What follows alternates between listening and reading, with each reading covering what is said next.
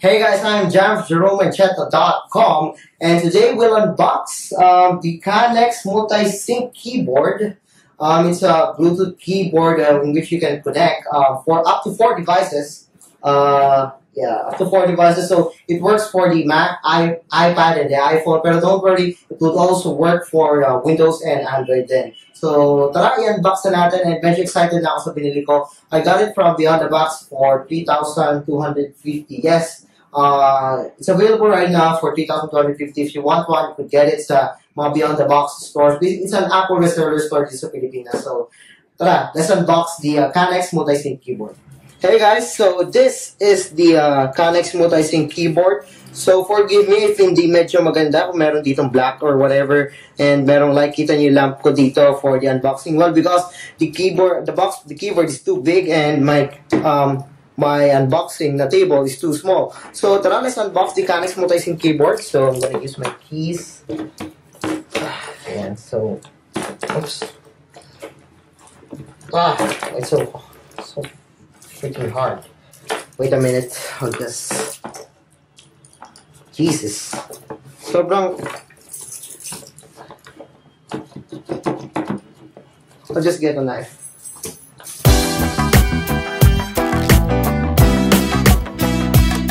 So let's unbox the multi-sync keyboard, the Kanex multi-sync keyboard, and here we go. So we got here the manual. So I don't know how to I don't care about the manual. I can connect this keyboard on my own on different OS. So this is the Kanex multi-sync keyboard, and of course doesn't come with wala tong mga accessories ng keyboard, like, alright, so we have the AAA batteries. That's AAA batteries for the keyboard. So ito yung power source ng Kanex multi-sync keyboard natin. And then we have what's this? Yeah, I guess this is the charger. So it's a USB to micro USB. And then the last one, so this is the kickstand that you could use for your phones or iPads or other Android tablets or Windows tablets. I don't know if you. So okay. So we have different angles. So we have here 63 degrees. If you could see that, that's 63 degrees. And then actually I can't see that. The camera doesn't focus on the kickstand. Anyway, 63 degrees, 69 degrees, and 75 degrees. So we'll check that out again later if I could use this on my Android device. So let's take a look on what's inside. I mean, let's take a look kung ano meron dito sa keyboard. Let's remove the plastic. It's very Jesus. I'm not sure. Oh no, I'm sorry. This isn't the charger, I guess. This is, since meron tayong power source, I don't think na kailangan pa ng siguro para kung gusto niyo naka-wired na lang yung keyboard niyo. So let's unbox this. Well, unbox, remove the plastic, whatever. So yan, and then I'll use this battery for the power source ng keyboard. And Jesus Christ. And so grabe, ang hirap mag-unbox nito pag bagong-bago talaga kasi hindi ko. So I'm gonna put the battery lang dito sa likod. So ayan, so there's two AAA batteries for this Kanex multi-sync keyboard. Alright, so quick tour sa keyboard. So unlike the Apple keyboard, this is made up of plastic, and well, the feel is pretty much the same with the Apple keyboard, and it's very, I mean, okay naman siya, and medyo crisp yung keyboard niya. And unfortunately, hindi siya aluminum. It's plastic. It's made up of plastic. Sa likod, it's made up of plastic too. No metal, fortunately. And I don't know what this thing is. That's the wireless something. I guess that's for the Bluetooth. And then the other one is the yung switch. There's the micro USB at the top. And we have up to 15 na function keys from F1 to F15. Of course, this is the iOS home button. Obviously, this doesn't work on other operating systems. And we have here the search button. This is the command key for the Mac OS.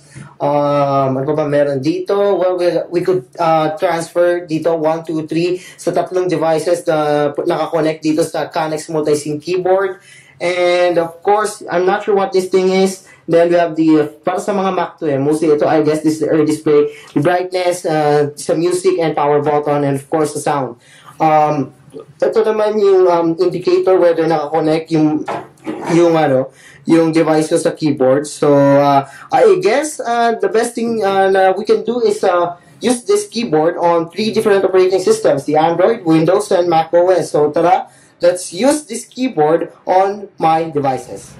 Alright guys, so we have the Mac OS X 10.10 na device. We have here the Windows 8 device and another one is an Android device. So basically 3 different operating systems and connected to the Kanex multi-sync keyboard. So I've already connected the my MacBook, my Transformer Book Flip, and my Gioni G-Pad G5 on this keyboard. So how do I switch from this device to another device? So basically ganito lang siya. So since this is my device 1, Bluetooth 1, this is my Bluetooth 2, and this is my Bluetooth 3. So all I need to do is press this button. So this is my Bluetooth 1 device. So press this one and then automatically magla-light up siya. And here we go, connected. So I could type na. So hello there.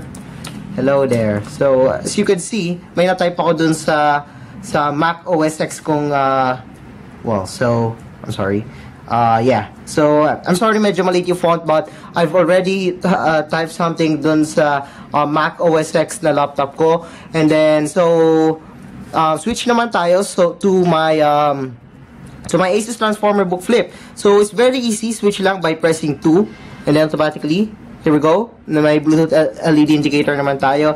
And yan, so I could type na easily. So the switching takes well, mga 2 to 3 seconds before it can switch to another device. So let's see. Right, so click ko lang dito. Right, so that is not a valid number, whatever. So para makita nyo na this is working. So hello world.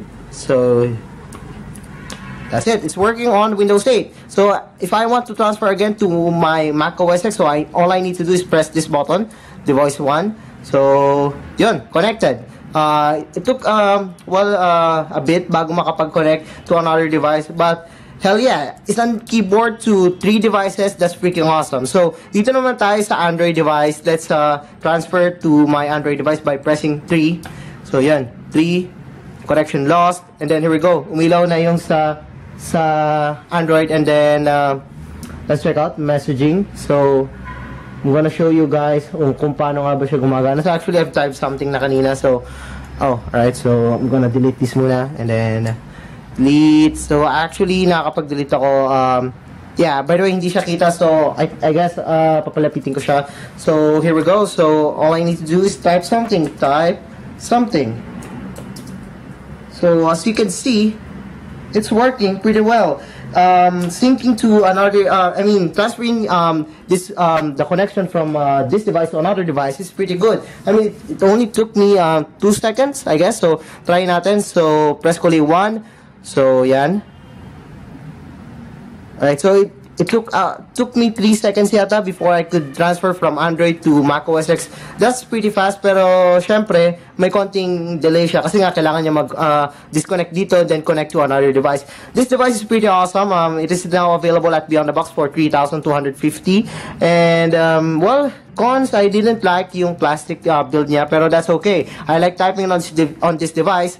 I mean, the feel is quite what do you call that? Quite similar to the Apple wireless keyboard, pero this one has this one has the numpad which I could use for gaming siguro, pero I'd rather not use this one for gaming because it's a Bluetooth keyboard. Probably it could have some lags, pero again, you could use the wired connection dito, then use number 4 to F4 transfer my connection from Bluetooth to wired USB.